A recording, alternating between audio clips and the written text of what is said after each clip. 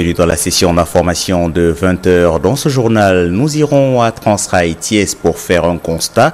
La société est mal gérée. L'affirmation est portée par les travailleurs de la boîte qui ont par ailleurs déposé un préavis de grève. Ils seront dans cette session d'information. Également dans ce 20 h, nous relayons ce message: non à la xénophobie. Il faut arrêter de stigmatiser la communauté guinéenne au Sénégal. Le plaidoyer a été fait lors d'une rencontre sur Ebola organisée par la communauté Lébou en présence du grand sérine de Dakar et du ministre de la Santé, le professeur Awa-Marie Kolsek. Également dans ce 20 h, une fenêtre sur l'actualité internationale. Nous reparlerons des inondations au Pakistan avec ses doubles progressions, la progression des eaux, mais également la progression du nombre de morts. Des sports, nous reviendrons sur ce conseil interministériel qui s'est déroulé vendredi durant la soirée. L'objectif était de faire le point sur les compétitions communément appelées Navétanes. Globalement, on retiendra que l'ONCAV bénéficiera d'un budget. Également, une commission de suivi a été mise en place. Le compte-rendu signé Léna Mbaye et Libas Ndir mettra un terme à la présente session d'information dans laquelle nous vous souhaitons bienvenue à toutes.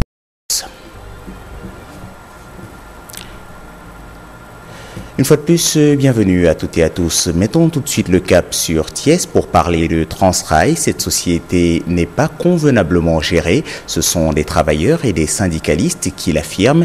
Ils ont déposé un préavis de grève et communiquent quelques faits pour étayer leurs affirmations. D'une part, l'absence de programme permettant l'achat de pièces. D'autre part, la somme de 3 milliards de francs CFA au titre de prestations sociales impayées à ce jour. Notre correspondant à Thiès, Gustave Faye. Qui gère la société Transrail Sunu-Or, la Sodefistec, dirigée par Abba Jaber, veut les cheminots à des conflits inutiles par une mauvaise gestion et un retard des cotisations sociales pour bloquer la relance des chemins de fer. Ce qui se passe est à mettre en corrélation avec ce qui se passe à Sunu-Or. Tout ceci dans le cadre de la gestion d'un groupe qui s'appelle Advance et qui a pour patron Jaber. À la tête de Transrail, ne sont pas prêts aujourd'hui à accompagner la volonté de relance des autorités pour crever l'abcès. Tout en attirant l'attention des autorités sénégalaises, les travailleurs de Transrail exigent de leur direction le respect des règles élémentaires de gestion et des accords d'établissement.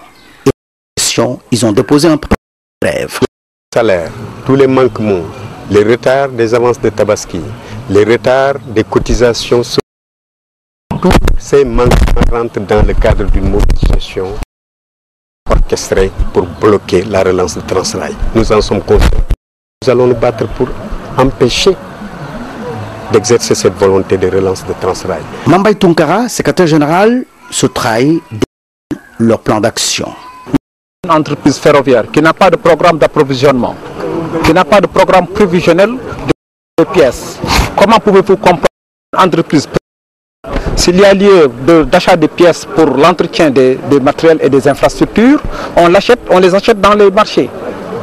Comment se fait-il que pour une entreprise ferroviaire, aujourd'hui, comme vous le savez, des gens sont à la retraite. Depuis 3 mois, ils n'ont pas perçu leur indemnité de départ à la retraite. Des gens qui n'ont plus de salaire. Lié aussi au retard de cotisation IPRES que nous avons enregistré au plus de 3 milliards actuellement au niveau de l'IPRES. Donc nous avons décidé aujourd'hui de mettre en place un plan d'action suivi de marches, de sitting. Et pour compliquer la tâche des journalistes, l'accès de Transrail leur a été interdit. Le secrétariat national se réunit ce mercredi pour planifier des plans d'action et une conduite à tenir pour éradiquer ces manquements synonymes de blocage de la relance du transport ferroviaire.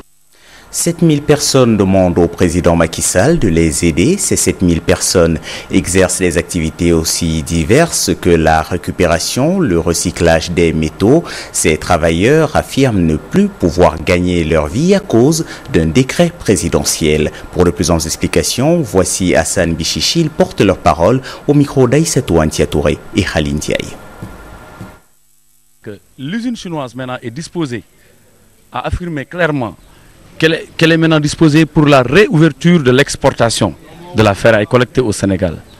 Mais jusqu'à présent, notre gouvernement fait une sourde oreille à notre égard, ce que nous ne comprenons pas. Il y a une lenteur inexpliquée dans les négociations.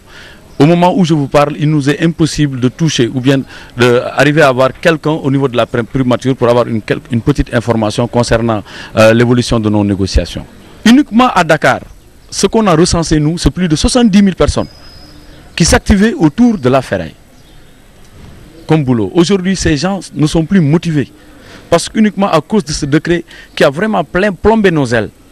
C'est pour cela que nous lançons un appel à monsieur le Président de la République, comme le disent certains, ben vraiment, il nous a négligés hein, et que nous tenons à le dire, hein, nous tenons à le dire ici. Vraiment, Macky Sall il est venu en 2012. Il est venu en 2012. On a commencé à connaître nos problèmes en 2012. Et jusqu'à présent, ça ne se termine pas. On n'espère pas que cela va continuer jusqu'en 2017, hein, parce qu'on n'aura pas cette force. Nous vous l'annoncions en bref dans notre session d'information d'hier. Cette rencontre qui s'est déroulée ce jour à Dakar, elle était organisée par la communauté Lébou en présence du grand sérine de Dakar Abdoulaye Makhtar Diop. La rencontre était également présidée par le ministre de la Santé, le professeur Awa Marie Coll Seck. Lors de la rencontre, un plaidoyer a été fait afin que les populations arrêtent de stigmatiser les personnes venant de la Guinée. Vous l'aurez compris, nous parlons de la réponse à la fièvre hémorragique Ebola. Badara Diop, Djibi Diallo. Apporter un soutien aux ressortissants guinéens au Sénégal, voilà l'unique objectif de cette rencontre initiée par la communauté Lébou. Elle est la conséquence de la stigmatisation dont sont victimes les Guinéens depuis l'apparition du virus Ebola. C'est vrai que des mots ont leur sens. Quand on lit à travers la presse que le jeune Guinéen guéri va être expulsé, la charge péjorative de ce mot peut avoir un impact négatif sur les populations guinéennes.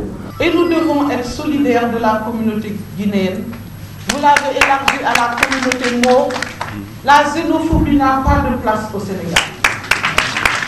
Le Sénégal et la Guinée sont des pays voisins unis par des liens multiples et divers, ce qui est une bonne raison pour que les Lébou se dressent contre la marginalisation des frères guinéens. Il faut bien communiquer sur les comportements à adopter pour éviter la maladie, mais d'inviter aussi les Sénégalais à ne pas repousser nos frères pour éviter le piège de la xénophobie. Vous avez scellé aujourd'hui l'unité sénégalo-guinéenne.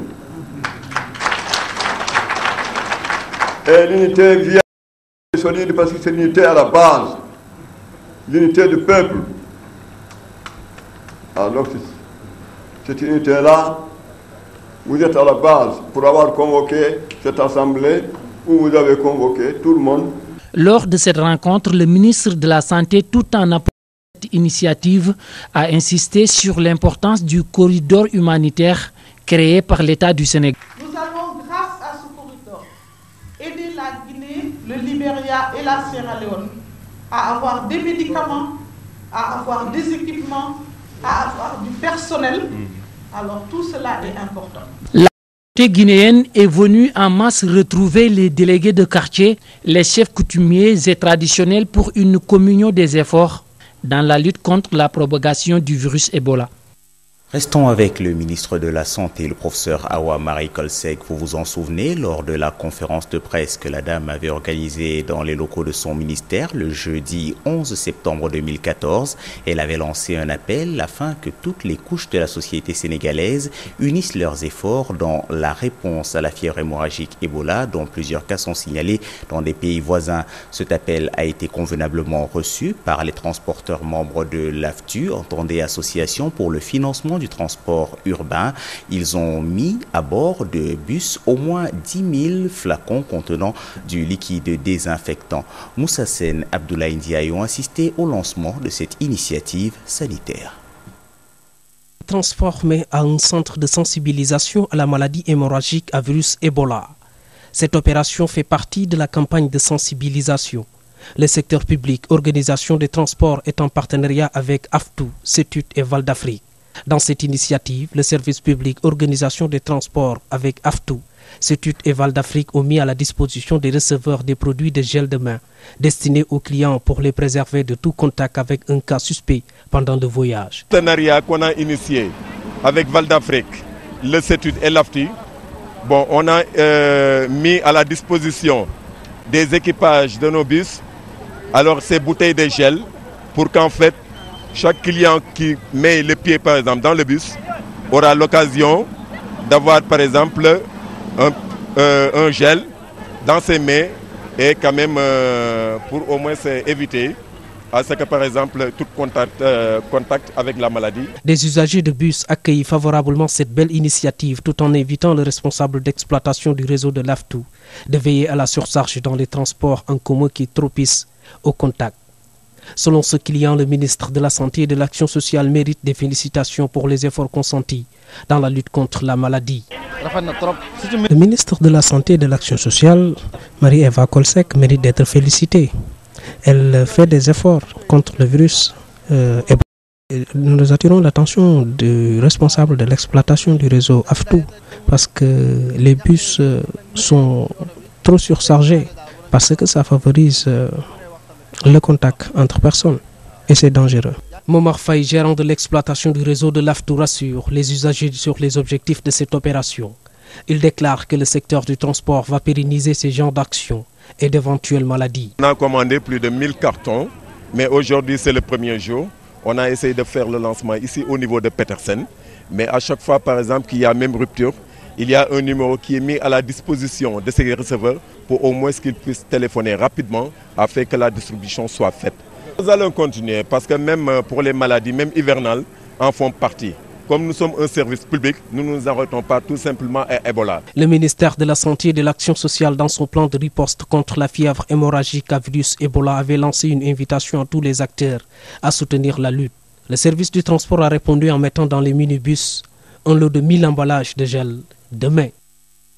Rendons-nous à présent sur le territoire de la commune de Fass. Là-bas, ce sont 100 jeunes garçons qui ont été circoncis. Les organisateurs de cet événement ont également profité de l'occasion pour raviver certains rites culturels accompagnant cet acte de circoncision qui permet le passage de l'enfance à l'âge adulte. Et puisqu'il était question de santé, un plaidoyer afin que les populations retiennent bien les gestes à adopter afin d'éviter la propagation de la fièvre hémorragique Ebola a également été fait. Nous écoutons deux des personnes présentes sur place. Fatih Doukouré, elle préside l'association qui a mené cette action du côté de Fass. Juste après, nous entendrons Ousmane Doy, il est le maire de Fass, propos recueillis par El Hadj Malik Sissé et Abdoulaye Ndiaye. Oui.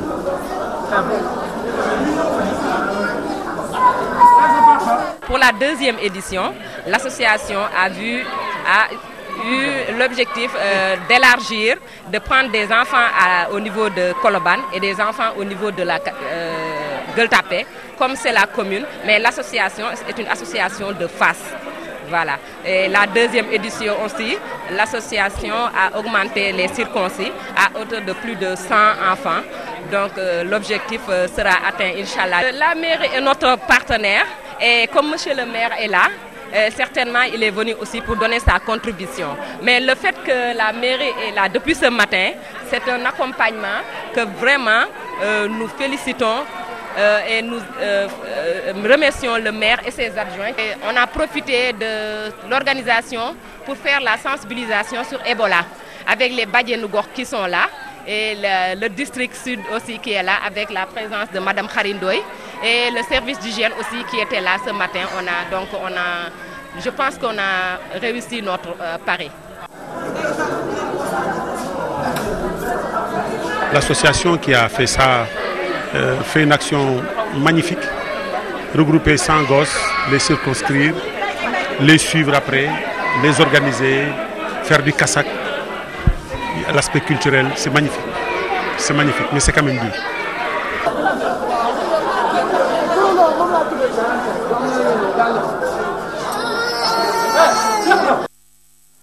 Joindre l'utile à l'agréable, c'est ce que font à peu près 200 jeunes en camp de vacances à Diourbel. Ils participent à la réhabilitation de l'école Algordium, plus communément appelée École 9. Nous allons sur le chantier grâce à nos correspondants dans la zone. Jeunes venus de plusieurs régions du pays, ces jeunes ont pour seul objectif travailler pour l'intérêt public. Ici à Diourbel, il s'active pour la réfection de l'école